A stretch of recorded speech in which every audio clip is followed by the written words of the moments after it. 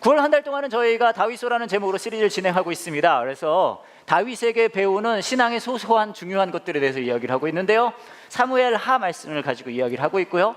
첫 주에는 예배에 대한 이야기를 했고, 지난주에는 말씀에 대한 이야기를 했고요. 오늘은 이미 한바탕 우리가 다 했죠?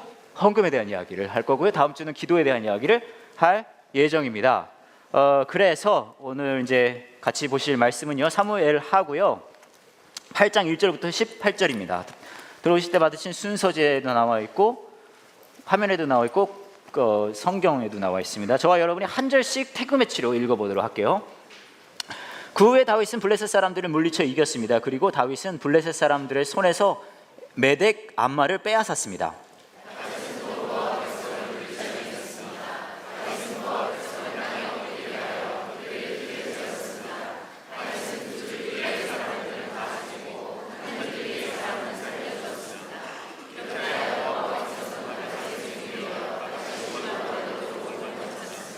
다윗은 유프라테스 강을 다시 차지하려고 가고 있던 르홉의 아들 하닷 에셀을 쳐서 이겼습니다. 하닷 에셀은 소바의 왕이었습니다.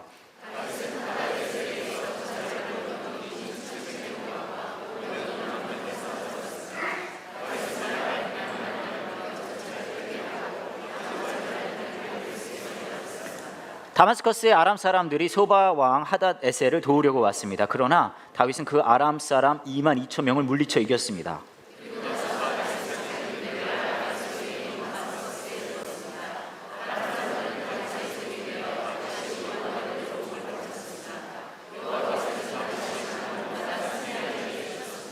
다윗은 하닷 에셀의 신하들이 가지고 있던 금 방패를 빼앗아 예루살렘으로 가지고 왔습니다.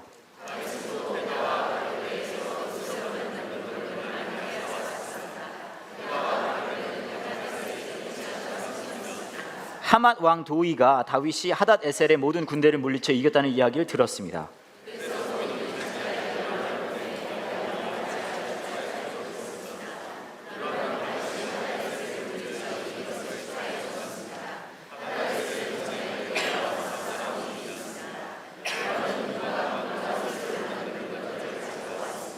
다윗은 그 물건들을 받아서 여호와께 바쳤습니다. 다윗은 또 자기가 물리쳐 이긴 나라들에게서 빼앗은 은과 금,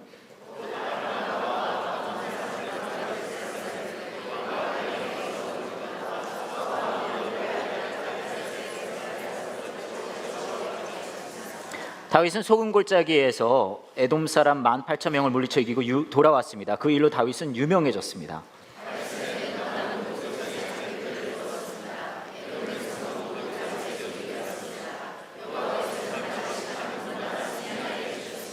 다윗은 온 이스라엘을 올바르고 공정하게 다스렸습니다.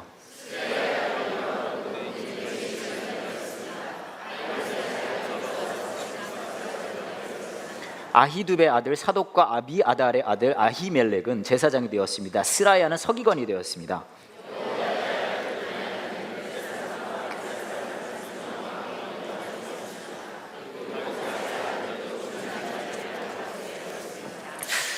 감사합니다.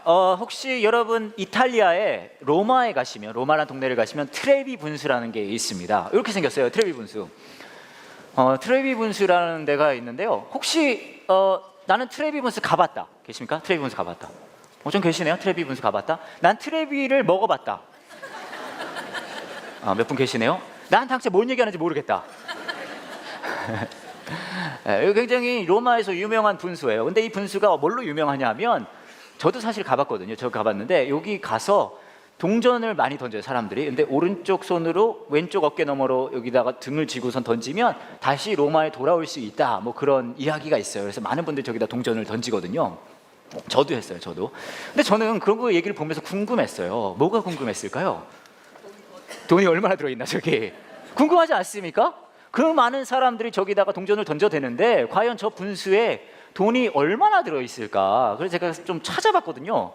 그런데 그게 기사로 나온 게 있더라고요. 한번 여러분에게 여쭤볼게요. 1년 동안, 다 합친 건 아니고 1년 정도 동안 트레비 분수에 돈이 얼마나 모일까요? 한번 얘기해 보세요. 얼마 정도 모일 것 같습니까?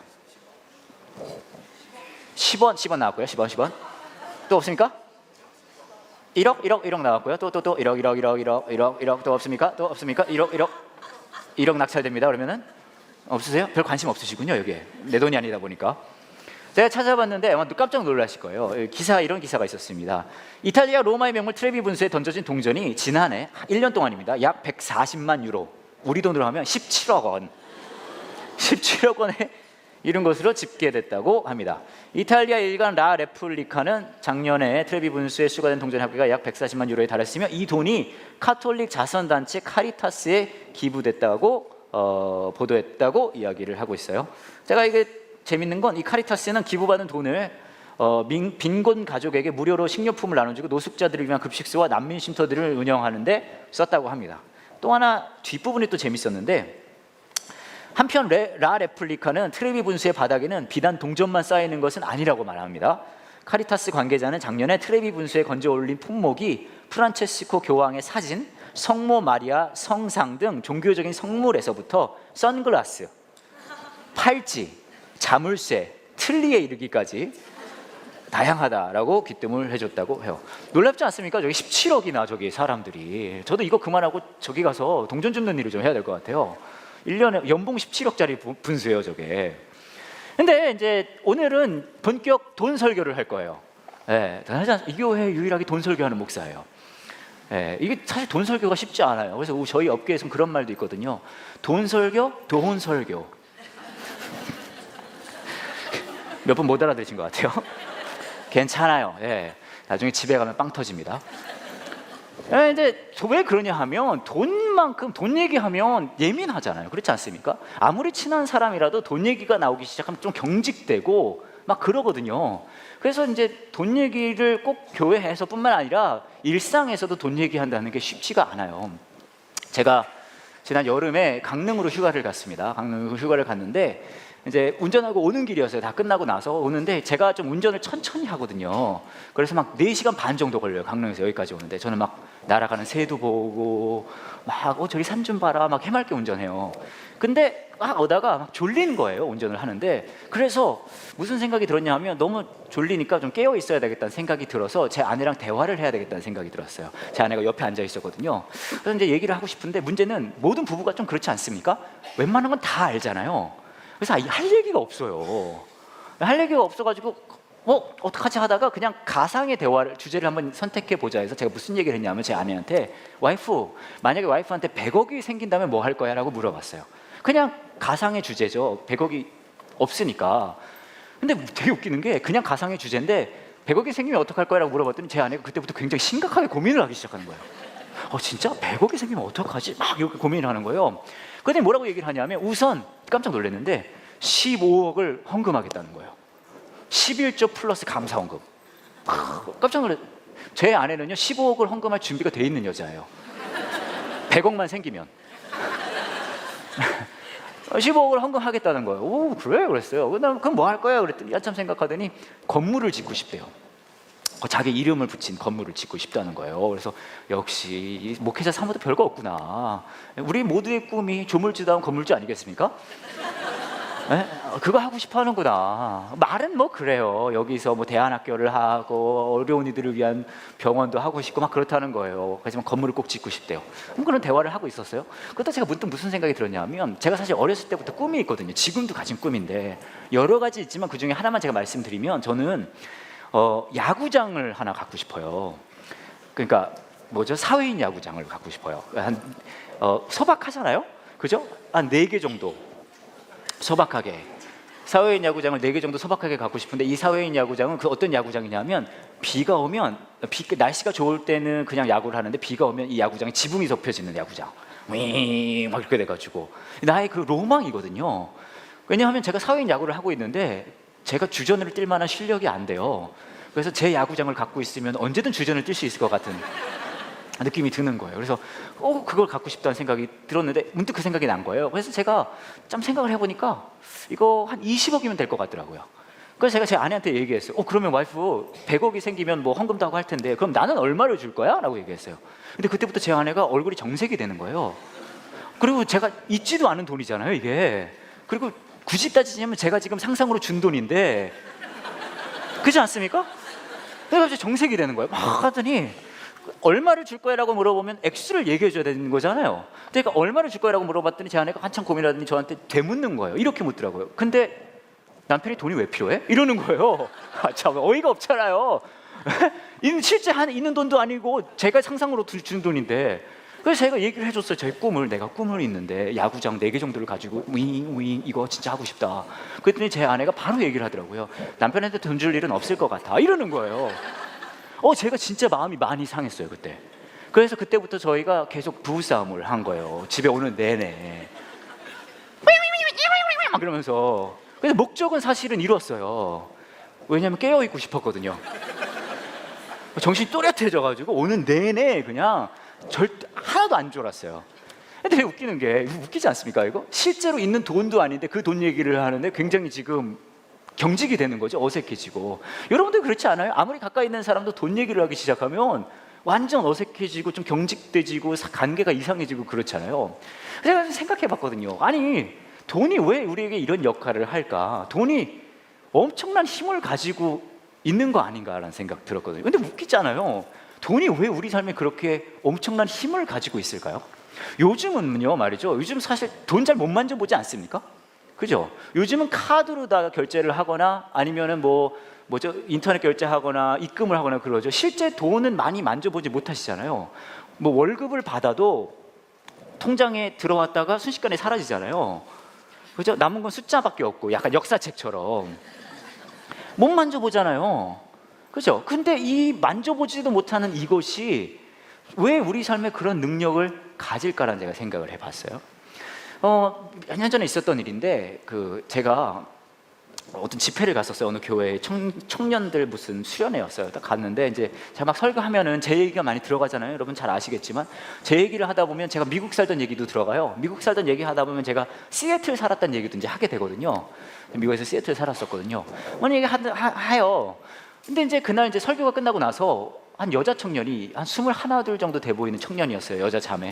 막 저한테 오더니 막 그러는 거예요. 굉장히 흥분된 표정을 하고 막 얘기하는 거예요. 목사님 저는 또 제 설교가 좋았다는 얘기를 할 줄 알았어요. 그랬더니 목사님 진짜 시애틀 사셨어요? 그러는 거예요. 살았어요. 그랬더니 굉장히 흥분되고 부러운 얼굴을 하면서 와 진짜 좋으셨겠어요. 목사님 시애틀을 사시고. 물론 시애틀 사기 좋긴 했지만 이 정도로 좋은 건지 제가 잘 모르겠거든요. 막 흥분하는 거. 와 시애틀 막 그래요. 그래서 이 친구가 왜 그래 그랬더니 시애틀이 성지거든요. 성지 그러는 거예요. 근데 제가 마지막으로 확인했을 때 성지는 예루살렘이었거든요. 아니 이게 언제 옮겨갔지? 그런 생각이 드는 거예요. 그래서 물어봤어요. 왜 시애틀이 성지냐 물어봤더니 이 친구가 힙합 음악을 좋아해요. 여러분 힙합 음악 좀 아십니까? 너희가 힙합을 아느냐? 모르세요? 쇼미더머니 같은 거 안 보십니까? 저만 보는군요. 근데 막 그런 거 너무 좋아한다는 거예요. 근데 힙합 중에서도 누굴 제일 좋아하냐면 제이팍을 좋아한대요. 제이팍 모르시죠? 이거 뭐 나오나 남짓만 알지 이거 뭐. 이게 박재범이라고 있어요. 근데 이 박재범을 너무 좋아하는 거예요. 근데 이 친구가 박재범을 너무 좋아하는데 박재범이 시애틀 출신이거든요. 그러니까 이 친구한테는 시애틀이 성지인 거예요. 그래서 정말 부러워하는 거예요. 목사님 너무 좋으시겠어요. 목사님은 박재범이 갔던 학교, 박재범이 태어난 거, 박재범이 걸었던 거리를 다 가실 수 있었을 거 아니에요. 하지만 저는 안 갔거든요 거기를. 너무 웃기다고 생각이 들다가 제가 안 해도 되는 말을 하고 말았어요. 무슨 말을 했냐면 그렇게 가고 싶어 이 정도 톤이에요. 그렇게 가고 싶어 하면 한 200만 원 정도만 모아봐요. 그러면 항공료 대고 거기서 뭐 쓰고 싶은 돈 되니까 그렇게 모아오면 내가 시애틀 사시는 우리 부모님한테 얘기해서 우리 집에 있을 수 있게 해줄게요 라고 얘기했어요. 근데 이게 진짜 그렇게 하겠다는 게 아니에요. 그들 말씀드려요. 오늘 날씨가 너무 좋네요. 이런 거예요. 이런 거. 남편 나 오늘 옷이 정말 좀 계절에 맞는 것 같잖아. 이런 거. 그래서 저는 완전 까먹고 있었죠. 그런데 3년이 지났어요. 3년이 지나고 제가 전화를 받았어요. 딱 전화 받았는데 목사님 안녕하세요. 저 누구예요. 근데 누군지 모르겠는 거예요. 누구 했는데 이 친구가 얘기를 하는 거죠. 목사님 그때 우리 교회에 지금 와오셨을 때 그때 저한테 말씀해 주셨잖아요. 막 얘기하면서 이 친구가 얘기하는 거예요. 300만 원을 모았다고. 300만 원을 모았다는 거예요. 그러더니 뭐라고 제가 물어봤죠. 이거 어떻게 모았냐 그랬더니 3년 동안 편의점 알바를 했대요. 3년 동안 편의점 알바를 해서 막 모은 그 돈을 이제 돈을 모았으니까 저한테 전화를 한 거예요. 저는 완전히 잊어버리고 있었는데 저는 누군지 이름도 잊어먹고 있었어요. 목사님, 저는 이제 준비가 됐으니까 이제 목사님이 약속을 지킬 차례예요. 그래가지고 괜히 얘기했다. 어떻게 하겠어요? 근데 약속을 했잖아요. 그래서 제가 부모님한테 전화를 했어요. 어머니, 곧 어떤 여자 청년이 한 명 갈 거예요. 저희 어머니, 되게 잘하는 애인가 보다. 우리 집에 보낼 정도면. 그래. 3년 전에 만났는데요. 2번 봤어요, 2번. 하여튼 그러고서는 이제 이 친구가 실제로 시애틀을 갔어요. 시애틀을 가서요, 무려 3개월을 있다 왔어요.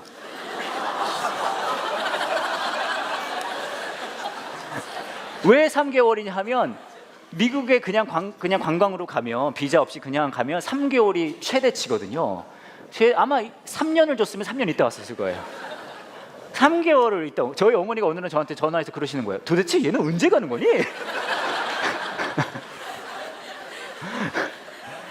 3년을 3년이래요.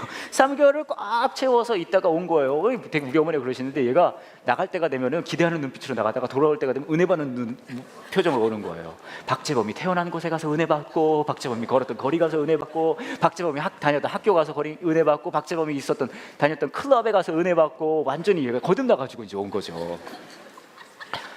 근데 제가 생각해 봤어요.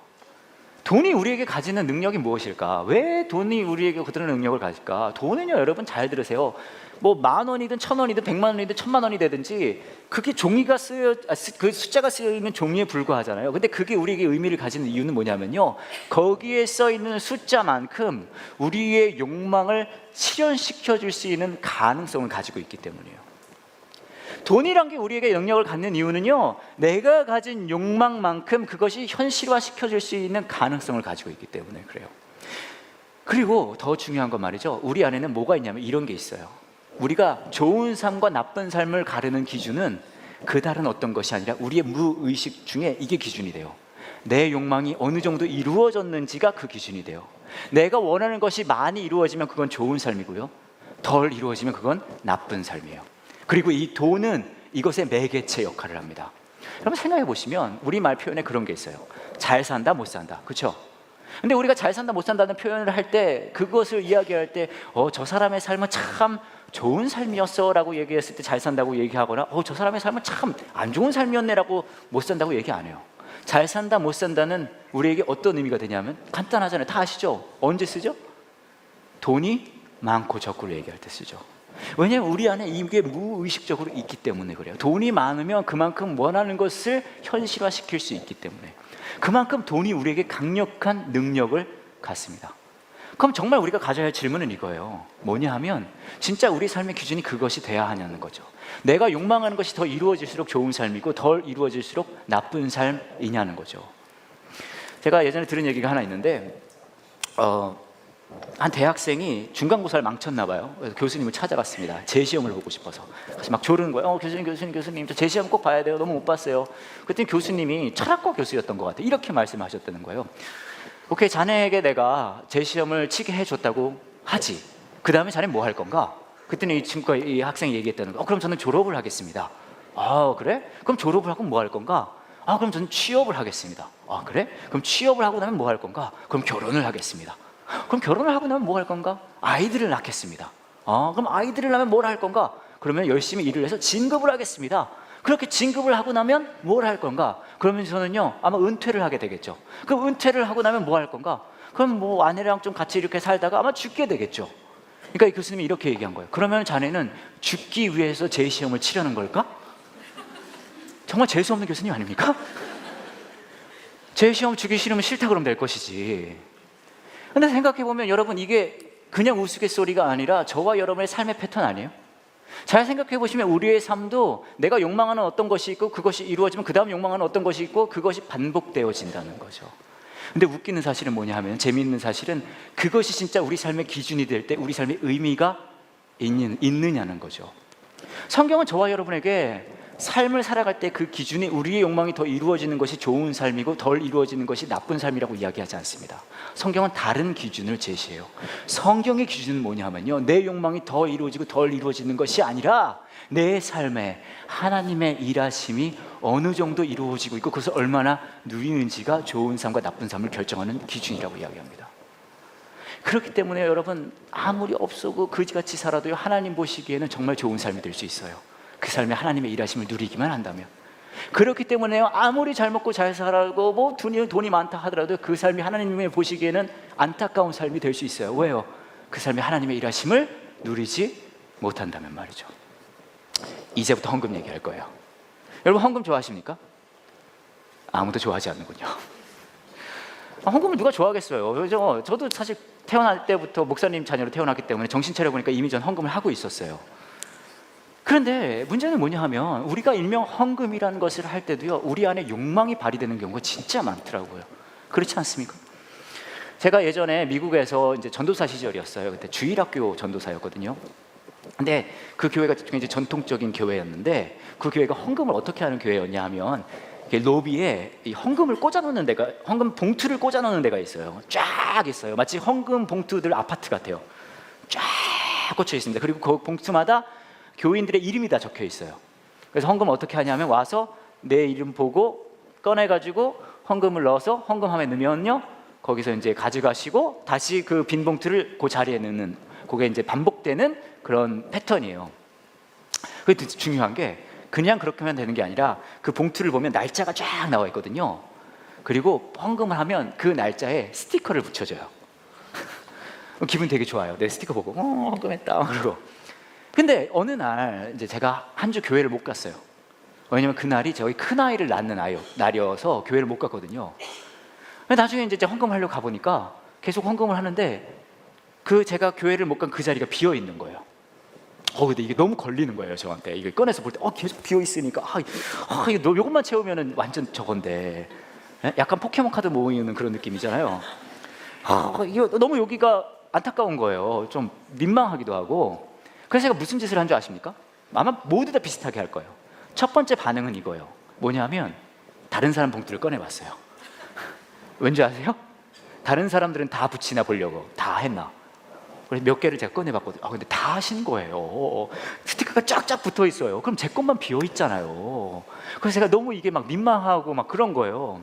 그래서 제가 뭘 했냐 하면요, 헌금을 따로 준비를 해서 재정 집사님들한테 갔어요. 그래서 말씀을 드렸어요. 집사님, 제가 그때 한 주 못 나와가지고 이 헌금을 그날 헌금으로 드리고 싶습니다. 그거 해주시고 스티커 붙여주시면 안 될까요? 했어요. 근데 놀라운 건 뭔지 아십니까? 이분들이 헌금은 받으셨는데 그때 스티커는 안 된대요. 그럼 헌금을 받지 말든가. 스티커 붙이려고 갖다 낸 건데. 되게 웃기는 건요, 제가 그 당시 헌금을 너무너무 하고 싶었어요. 근데 되게 웃기는 거 말이죠, 제 마음에는요 기쁨이 하나도 없었어요. 근데 하나님은 그 헌금을 기뻐하셨을까요? 그러면 우리가 헌금을 생각할 때 과연 어떻게 이해를 해야 할까요? 오늘 말씀을 보시면 다윗이 이기는 얘기가 나와요. 막 이 전쟁이 이기고 저 전쟁이 이기고 막 난리가 났어요. 그리고 사람들 진 나라에서 이제 막 조공도 막 보내고 그래요. 우리가 이걸 보면 그렇게 생각할 수 있어요. 이럴 줄 알아서 써니 목사님이 헌금하면 성공한다는 얘기를 하려고 그런 거구나. 맞아요. 오늘 여러분 다 털 거예요, 제가. 아니에요. 다윗의 삶을 보면 막 그렇게 보이는 듯해요. 하지만 잘 보시면 어떤 일이 벌어지는지 아십니까? 다윗이 헌금을 합니다. 하나님께 바친대요. 드린다는 얘기를 해요. 그럼 뭐 어떻게 하는지 아세요? 다 드려요, 다. 만약에 다윗의 삶이 욕망이라는 것이 이끌어가는 삶이라면 자기 것도 좀 남아야 되지 않겠습니까? 다윗도 목숨 걸고 싸웠는데 그렇지 않았어요. 왠지 아십니까? 다윗의 삶에 중요했던 것은 내가 더 헌금을 해서 성공을 더 누려야지가 아니었기 때문에 그래요. 다윗에게 중요했던 건 뭐냐 하면요, 오늘 말씀에도 나와 있지만 하나님이 그를 위해 싸웠다라고 얘기를 해요. 하나님의 일하심을 보는 것만으로 이미 다윗은 충분했다는 거죠. 다 하나님의 일하심이 함께하는 것, 그것이 좋겠다는 거죠. 헌금은요, 여러분 헌금 막 억지로 하시고 이거라면은 내가 그래도 신앙생활을 얼마나 했는데 이 정도는 해야 되지 않을까? 뭐 아니면 이걸 하면 하나님이 더 이뻐해 주시지 않을까? 하나님은 그것과 상관없이 저와 여러분을 엄청 이뻐하세요. 그럼 왜 헌금해야 합니까? 헌금의 목적은 그런 게 아니라 하나님의 일하심을 보고 저 아름다움에 나도 동참하고 싶다거든요. 그게 처음이자 마지막이에요. 제가 얼마 전에 어떤 이메일을 하나 받았어요. 저희 교회 다니시는 분은 아니신데 1년 정도 다 된 것 같거든요. 이런 이메일이었어요. 안녕하세요 목사님, 저는 경기도 고양시 일산에 사는 세 아들과 큰 입양아들 가로하고 흔히 남편이라고 불리죠 하고 가로 닫고 를 키우고 있는 절대 동안 마음 누구누구라고 합니다. 올 3월 새로 개원하는 단솔 유치원에 배정되면서 한 달을 늘 밤늦게 퇴근하게 되며 피폐해진 제 삶을 조금이라도 채워보고자 극동방송을 듣게 되었습니다. 그러다 수요일 밤에 목사님이 하시는 설교를 듣고 이 양반 심상치 않다라는 생각을 하게 되면서 함께하는 교회를 알게 되었고 교회 사이트를 통해 대표 목사님이 요한 목사님이라는 것도 알게 되었습니다. 어쨌든 제가 함께하는 교회를 알게 된 이유가 써니 목사님이라는 점에서 좀 더 자부심을 가져도 될 듯해요. 4월에 안정이 된 후부터는 함께하는 교회 예배 동영상을 설교 동영상을 하나씩 찾아서 출근 시간에 듣기 시작했습니다. 사실 처음 목적은 하나님의 말씀을 듣는다는 핑계로 목사님의 웃긴 이야기를 듣기 위함이 컸습니다. 그리고 정말 그 목적을 모든 설교에서 충실히 만족시켜 주셨습니다. 근데 너무 신기하게도 설교를 들으면서 정말로 하나님이 궁금해졌습니다. 계속 제 자신에게 물었어요. 네가 하나님 말씀을 듣고 싶은 거냐? 아니면 써니 목사님의 개그가 듣고 싶은 거냐? 만약에 후자라면 써니 목사님 저한테는 우상이 되는 거니까요. 근데 목사님의 설교는 그동안 제가 너무나도 기독교적으로 생각했던 것들을 하나님의 생각으로 바꾸게 하셨어요. 그리고 쭉 나와 있고요. 그 다음에 그래서 계속 감사하는 마음을 가졌음에도 불구하고 메일을 쓰지 못했었는데 이제 진짜로 하나님이 궁금함을 제 스스로 확신할 수 있게 되어 감사의 메일을 보내게 됩니다. 하나님께 감사드리고요. 믿음 없는 가정에서 저 혼자 믿기 시작해서 목사님 가정으로 시집을 오게 되었으나 나태해지고 하나님 없이 살아도 괜찮지 않을까, 큰 탈은 나지 없으니 이 정도로 대충 살다가 천국은 가지 않을까라는 생각으로 가득 차 있던 저에게 정말 주님이 궁금하게 해주셨기 때문에 비록 영상에서만 만나게 되었지만 하나님께 정말 감사드립니다. 그래서 여기서부터 중요해요. 저도 그 감사를 아주 작지만 표현하고 싶습니다. 교회 건축을 위해 3% 운동을 하고 계신 것을 알고 있어요. 제 형편이 먹여 살려야 하는 이 아들들이 많은 관계로 월급의 3%가 많지는 않습니다만 그래도 부담되는 건 사실입니다. 그래도 하나님에 대한 첫사랑을 찾게 해주신 감사를 표현하지 않고 못 베길 것 같아요. 어디로 보내는지 알려주시면 저도 3% 운동에 참여하고 싶습니다. 이제 더 중요한 부분이 나옵니다. 바쁘신 목사님께서 장황하게 두서없이 긴 메일을 보내드렸네요. 외모 대표이신 우리 써니 목사님, 추운 겨울에 피부 상하지 않게 유의하시고 목사님을 통해 저처럼 하나님에 대한 첫사랑을 찾는 사람들이 많아지길 기도합니다. 이렇게 메일을 보내주셨어요. 이분은 지금도 저희 교회에 헌금하고 계세요. 제가 생각했어요. 이분 도대체 왜 이러실까? 아니 제 설교를 듣고 은혜를 받았으면 저한테 돈을 주셔야죠. 왜냐하면 교회에 헌금한다고 제 월급이 올라가는 게 아니거든요. 제가 그 얘기를 말씀드리려고 그랬어요. 이렇게 한다고 제 월급이 올라가는 게 아닙니다. 도대체 왜 이러십니까? 근데 이분이 도대체 왜 이럴까요? 저랑 상관없어요. 잘 들어보시면 간단해요. 뭐냐면 이분이 굳이 본인이 다니지도 않는 그 교회에 헌금을 하시는 이유는 다른 게 아니라 이 교회를 통해 일하시고 계신 그 하나님의 일에 본인도 동참하고 싶은 거죠. 헌금은 저와 여러분이 억지로 하는 게 아니라 그 하나님의 선하심을 보고 하나님의 일하심을 보고 와 나도 저기에 좀 함께하고 싶다. 그게 다예요. 그렇지 않습니까? 최근에 저희 교회에 재정사고가 있었습니다. 그렇죠? 정말 어려웠어요. 뭐 재정적으로 어려운 것도 있었겠지만 무엇보다 마음적으로 많이 힘들었습니다. 특별히 요한 목사님을 제가 오래 만났는데 이렇게까지 힘들어 하시는 건 제가 진짜 처음 봤어요.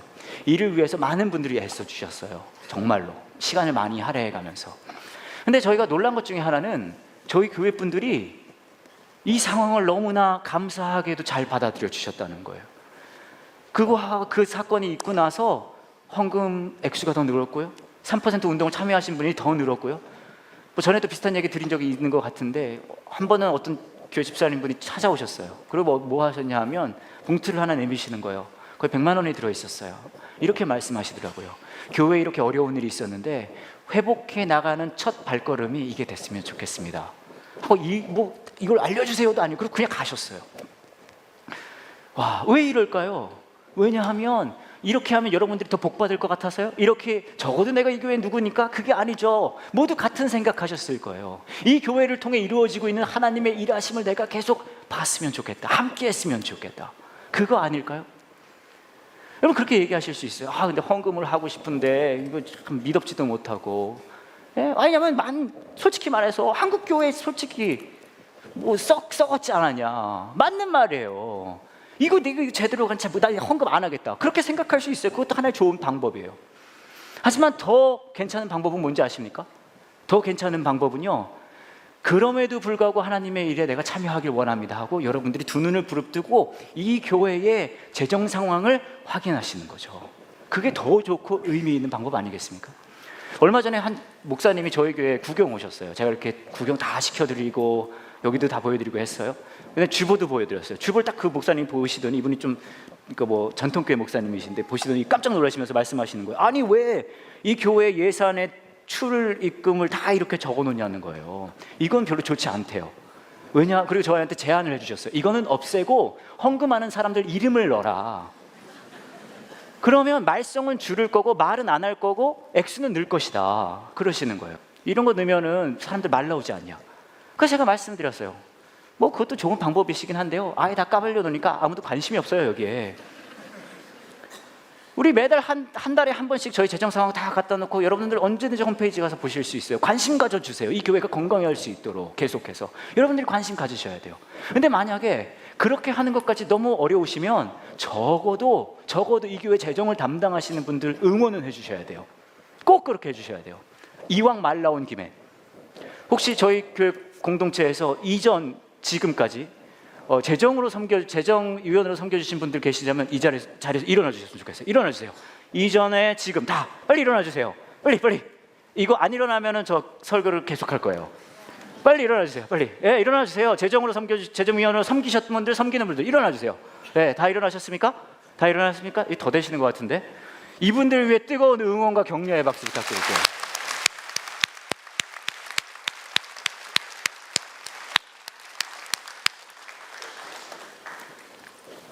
저는 그렇게 생각합니다. 교회는 돈이 없어서 망하지 않아요. 돈 없어도 돼요, 사실. 돈 없으면 여기 팔고 딴 데 가도 돼요. 이미 교회가 4개가 더 있는데요, 뭐. 다 흩어지면 되죠, 뭐. 그러지 않아요? 건물 없어도 상관없어요. 뭐 그럴듯해 보이지만 이거 없어도 교회는 망하지 않아요. 교회에 돈이 없으면 그냥 별일 안 일어나요. 그냥 제 월급이 줄 뿐이에요. 이거 진지하게 받아들이시네? 아니 그렇다 하더라도 투잡하면 되죠. 까짓 거. 돈 없다고 교회는 망하지 않아요. 대신 교회 언제 망하는 줄 아십니까? 더 이상 그 교회에 하나님의 일하심이 보이지 않을 때 망하겠죠. 더 이상 그 하나님의 일하심이 공동체 구성원들이 참여하지 않을 때 망하겠죠. 더 이상 그 공동체의 움직임에 하나님의 일하심에 한 명의 섬김이 들어가 있지 않을 때 그땐 교회는 망해요. 존재 자체가 필요 없거든요. 많은 분들이 요즘에 우리 교회 찾고 계십니다. 뭐 2부 예배도 많이 오시죠. 가끔은 제가 앉아야 되는데 제 자리에 누가 앉아있고 막 그래요. 때로는 찬양팀이 끝나고 가면 찬양팀 자리에 누가 앉아있어요. 괜찮아요. 근데 뭐 그런 말씀, 우리 교회 너무 자랑거리가 많다는 거예요. 음악도 너무 좋고 어느 교회에 가서 여러분 영웅 뮤지컬의 음악을 들어보겠습니까? 우리 교회만 가능한 거예요. 음악 너무 잘하죠. 우리 영상도 너무 좋잖아요. 또 막 다 난리예요. 우리 써니 목사님 설교를 너무 잘하신다. 제가 얘기하는 게 그렇다고요. 그렇게 말들을 하신다고. 뭐 그렇게 얘기할 수도 있죠. 또 우리 요한 목사님 너무 좋지 않습니까? 그 강아지형 얼굴. 그냥 보고만 있어도 이러잖아요. 그죠? 그냥 너무 그냥 강아지형 얼굴 진짜 최고예요. 저도 막 너무 보고 있으면 가끔씩 먹이줘야. 잠깐만. 좋잖아요. 근데 저는 솔직히 말씀드려서 이렇게 말씀드릴 수 있을 것 같아요. 이 교회에 뭐 좋은 것들이 많을 수 있겠죠. 근데 그거는요, 실제로 이 교회의 가장 큰 자랑거리는 아니에요. 이 교회의 가장 큰 자랑거리는 뭔지 아십니까? 지난 20년 전부터 지금까지 이 교회가 존재할 수 있게 하기 위해 심겨진 수많은 분들의 헌신과 또 애씀, 그게 이 교회의 가장 큰 자랑거리예요. 이 예배가 이루어지기 위해도 수많은 사람들이 지금 섬기고 계시고요. 그분들이야말로 이 교회의 진짜 자랑거리죠. 왜요? 교회 이름이 함께하는 교회거든요. 헌금을 억지로 하지 마십시오. 이거 하면은 적어도 내가 누군데 그렇게 헌금하실 거면 하지 마세요. 하지 마세요. 제가 이런 말 할 수 있는 상황이 아닐 수도 있긴 한데 나중에 혼날 수도 있어요. 저 아까 일어나셨던 분들한테. 왜냐하면 그렇게 해봤자 하나님 기뻐하지 않으십니다. 대신 이왕 하실 거면 이 하나님의 일하심에 나도 동참하고 싶다. 그렇게 하셔야 되지 않겠습니까?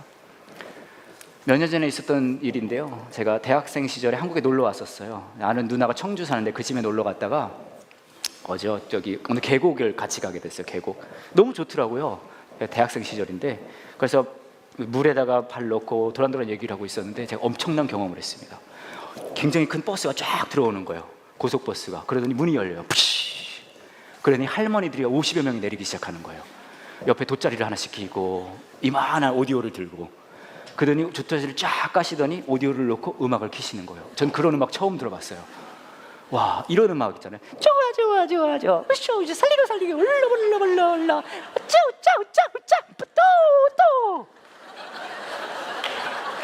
깜짝 놀랐어요. 더 놀라운 건 이 음악에 맞춰 이 50여 명의 할머니들이 춤을 추기 시작하시는 거예요. 그 돗자리 위에서 와, 깜짝 이런 장면을 처음 봤어요. 대단하다 생각했어요. 근데 더 놀라운 건요, 제가 거기 한 3시간 정도 있었는데 이분들이 3시간을 연속으로 춤을 추는 거예요. 저는 이분들이 연속으로 춤을 추는 것도 대단하지만 음악도 끊기지가 않아요. 저는 그런 음악을 처음 들어봤어요. 으르뜨뜨 이러면서 3시간 연속으로 하는데 나중에 듣고 보니까 이게 무슨 박사님 음악이라 그러더라고요. 와, 그래서 고등교육을 받은 음악은 다르구나. 와, 그리고 3시간을 춤을 추는 할머니들이, 와, 이분들 끝내준다. 어르신들인데. 더 대단한 건요, 3시간이 지나고 제가 오늘 순간에도 그분들은 춤을 추고 계셨어요. 제 생각엔 아마 지금도 추고 계시지 않을까 싶어요. 근데 생각해보세요. 이분들은 돈 받고 춤추는 거 아니잖아요. 억지로 춤추는 거 아니잖아요. 이분들 왜 춤을 추는 거죠? 듣고 있는 음악이 너무 좋아서, 함께함이 너무 좋아서 가만히 있을 수 없어서 춤을 추는 거겠죠. 제가 생각해봤어요. 이게 교회구나. 교회가 그런 거 아니겠습니까? 이 교회가 구성되는 데는 멋진 설교, 멋진 음악이 아니에요. 우리 모두가 함께하는 우르쭈쭈 황금에